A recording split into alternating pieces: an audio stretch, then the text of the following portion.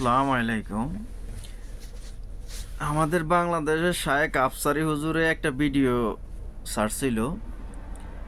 আপনার গত 2 দিন আগে যে বাংলাদেশ হাইকোর্ট একটা রায় দিছে যে বাংলাদেশে পুরুষ মানুষ দ্বিতীয় বিবাহ করতে হইলে যে প্রথম স্ত্রীর অনুমতি লাগে না।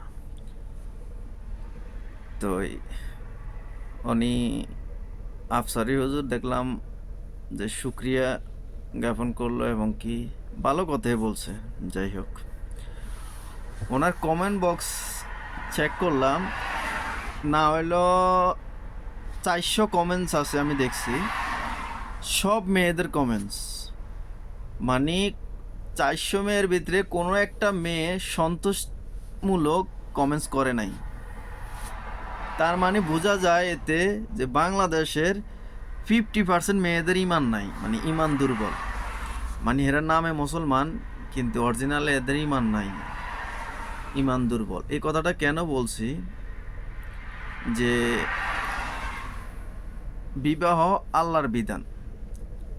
দুনিয়াতে সব কিছু চেঞ্জ করা যায়, কিন্তু আল্লাহর বিধান যেটা ওইটা চেঞ্জ করা যায় না। আর ওইটা চেঞ্জ করতে গেলে হয় কি, যতটুকু জানি কুফুরি করা যাবে না, এটার মাপ নাই। তো আল্লাহর সাথে শিরিক করা, এটা কুফুরি না শিরিক, যাই হোক হয়তো ভুল হয়েছে, শিরিক মনে হয়। আল্লাহর সাথে শিরিক করা। তো যে আপনি 5 ওয়াক্ত নামাজ পড়বেন, দান সাদকা করবেন, সত্য পথে চলবেন, কিন্তু আপনার ইমান নাই, তাইলে লাভ হইল কি?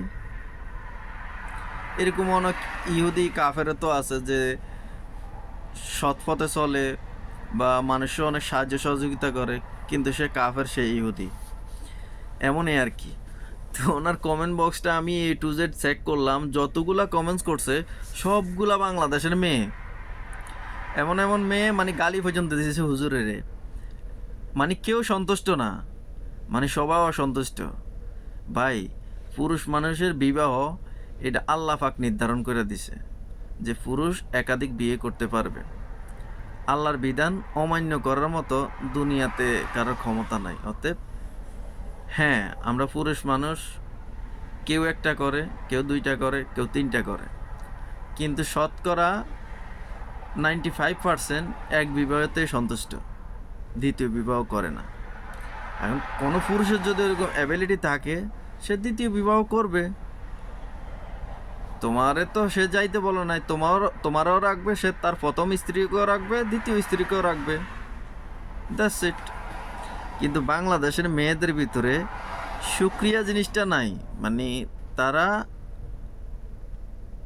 যত পায় আর যত কিছু হয়, যত সুখে থাকে, তাদের ভিতরে শুকরিয়া জিনিসটা নাই।